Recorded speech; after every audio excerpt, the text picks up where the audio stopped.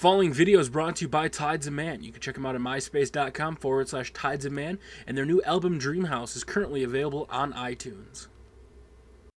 What is going on, guys? I'm going to do the highlight reel for Extreme Rules 2011. The first match of the night was a last man standing match between Randy Orton and CM Punk. The match was a back and forth throughout the whole night. You know, RKO after RKO. Punk basically beat the shit out of Randy Orton. Randy Orton basically beat the shit out of CM Punk over and over. How they kept getting up, I have no idea.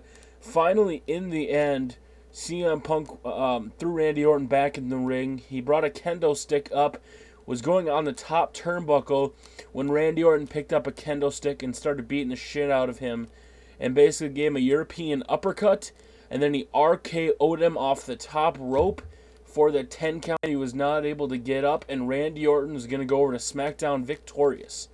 The next match of the night was an impromptu one they added, which was King Sheamus taking on Kofi Kingston for the United States Championship match.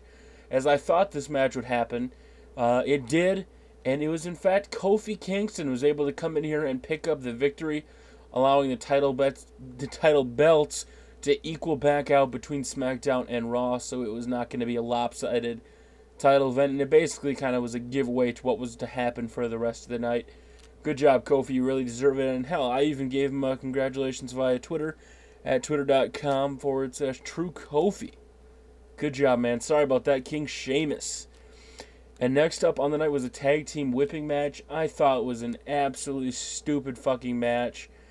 Michael Cole came out in bubble wrap. Completely fucking stupid. Halfway through, Lawler took it off. Basically beating the shit out of each other. But in the end, Cole and Swagger were able to beat Ross and Lawler.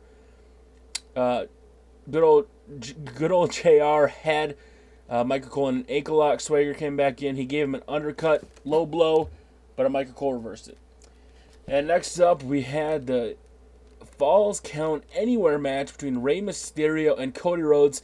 Now, this match went all out of the arena. I didn't watch all of it personally. It's because the stream was messing up for me at the time.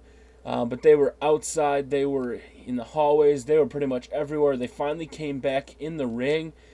And I don't know what it was, but right here, Cody Rhodes was going for Rey Mysterio in the corner. Rey Mysterio blew a blue/green mist in his face. And Rey Mysterio was able to hit a 619 for the win. And he heads over to Raw with a victory. What does this mean for Cody Rhodes? We'll have to see come Friday night SmackDown. It was a really good one. Good job, Rey. And then later on in the night, it was the Michelle McCool taking on Layla. The loser would quit the WWE. Now, this is something I didn't know at the time. With Undertaker being hurt and Undertaker being married to Michelle McCool, he actually asked the WWE and asked Michelle if she would leave for a while to stay with him. And that's in fact what happened. Michelle McCool loses here. And then also Karma debuted and beat the shit out of Michelle.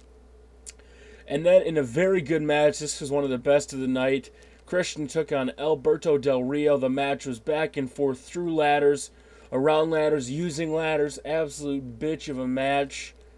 And when it looked like Christian was going to pick up the victory, Brodus Clay came out and cost him the win. And then Alberto Del Rio, once Christian was out, was going for it. And it was in fact Edge that came out in a Jeep, honked his horn. It distracted Del Rio. And sure enough, Christian knocked Alberto Del Rio off the ladder into Ricardo and Brodus on the outside. And Christian is your World Heavyweight Championship holder. And I'm really glad for him, man. It was a very good match. Good job. And then it was a tag team Lumberjack match. This match was basically just to give tension between Core. Show and Kane took on Zeke and Barrett. There was a lot of tension between the Lumberjacks. And Zeke was looking to dominate pretty much the whole match, and then Barrett accidentally tagged himself in, well, on purpose, and he ended up getting pinned by Show, so that sets up tension there. And then the big match of the night, John Morrison taking on John Cena and The Miz. Now, this match was quite a high flyer. You know, John Morrison hit a double Starship Paint off the top of the cage. It really was a good one. You know, there was a bunch of stuff, but in the end, R-Truth cost John Morrison the win, came in, beat the shit out of him.